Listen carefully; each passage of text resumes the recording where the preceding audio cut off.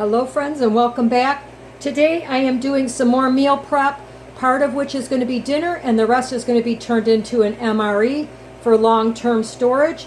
And if you haven't seen any of my other videos, I like to add as much nutrition to each meal as possible. So right now I'm just preparing a winter squash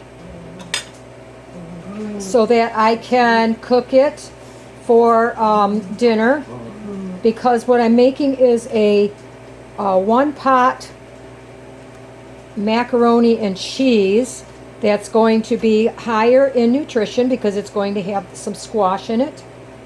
So that adds a nice vegetable, lots of vitamin A, vitamin C, and everything else that a squash holds.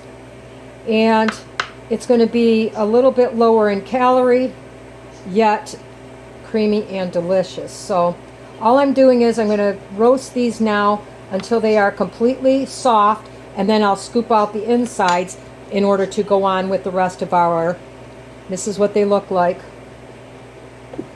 So we can go on with the rest of our recipe here, okay? Please excuse some of the shadows. My kitchen has terrible lighting, but I am using a reduced fat sharp cheddar cheese. This, I am using half of this block, so 4 ounces or 1 cup of the sharp cheddar cheese. My original recipe I found, I tweaked this a lot to make it my own, used only a half a cup. I like it a little bit more cheesy, so I'm using 1 cup. Of course, you're going to need some kind of pasta. I'm going to do the traditional elbows. I got lucky in the Amish store near me. These were from, the best by date was January. I just purchased them in the end of March. So they were 10 cents a box, 10 for $1. So I bought 10 of them. You had to buy 10 for that price. So those are in my pantry. Now what's going to be adding a lot of protein to this is low-fat cottage cheese. I get the 1% because when you're freeze drying, you do not want a lot of fat in your MREs because they don't stay as long, and it doesn't matter what size curd. I just want the low fat. I took my stick blender, and you could see I just blended it up because that's how I use it in my recipes, so that it just comes out creamy and there's no little cheesy lumps in there. If you do not want to use the cottage cheese, you could use plain non-fat Greek yogurt. It has about the same amount of protein in here, which is, let's see, a half a cup gives us 12 grams of protein. And of course you're going to need your winter squash, butternut squash. I like butternut squash a lot. It gives us the cheesy color and just makes it delicious. That's honestly the entire recipe, other than salt to add to your water. I add a couple extra things for flavor, some garlic powder, onion powder, salt, pepper. That's all that really I use all the time. I like to add a little bit of mustard. It helps bring out that cheesy flavor, and you don't taste the mustard. If you do not have dry mustard, you can use I call it squirty mustard. And if you have it, a little bit of nutmeg.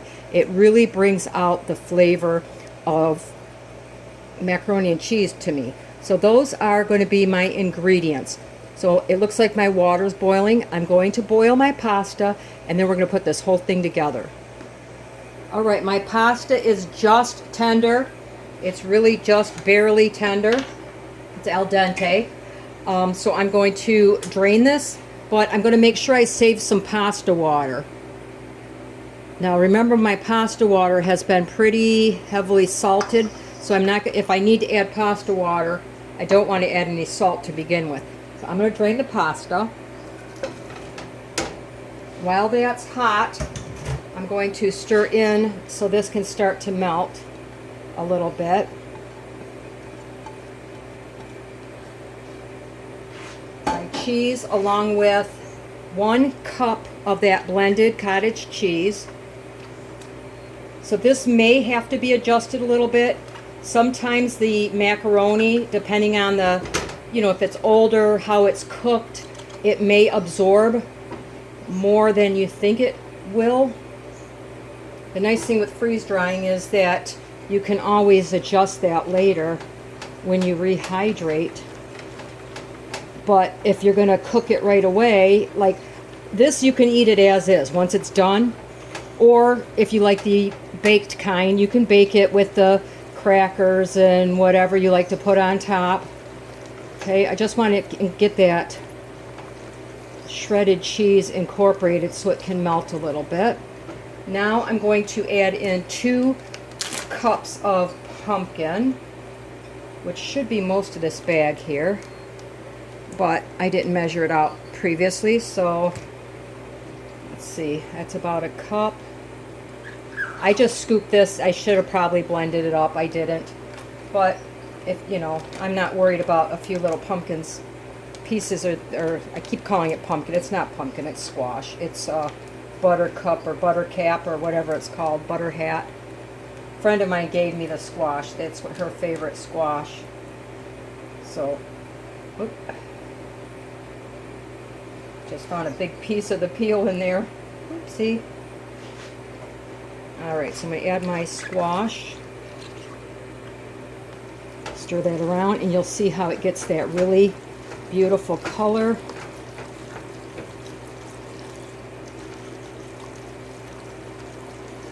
And it's a little tight. I call it tight. I think it's what it's called. Let me get my other spatula. So I might need to add some of that pasta water just so it's not quite so thick. And you don't want it gummy. I could also add some more cottage cheese if I want, or squash, either way. I don't want it to taste completely like nothing but squash. So I am going to season this, and then I'm going to add some pasta water to it. But as you can see, it makes a very thick macaroni. Some garlic. Now these are optional. I just like them for myself, so if you don't like them, don't add them. This is onion,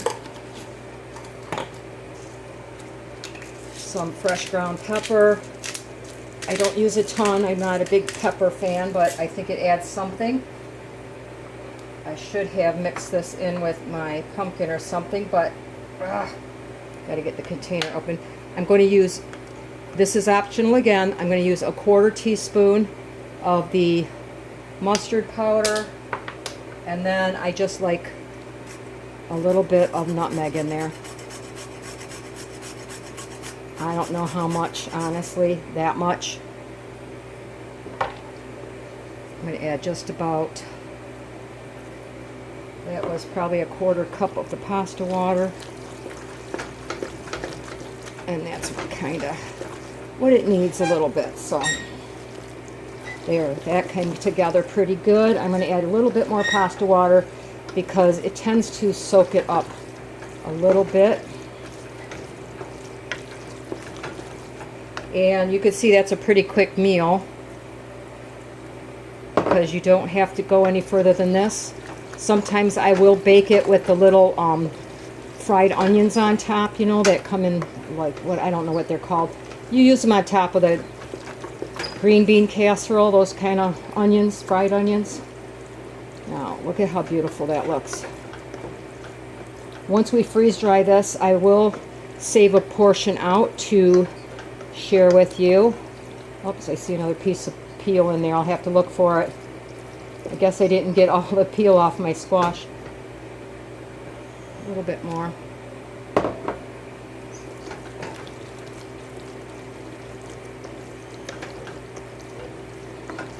The pasta water also helps you thicken it. Now this is 8 large servings of macaroni and cheese here.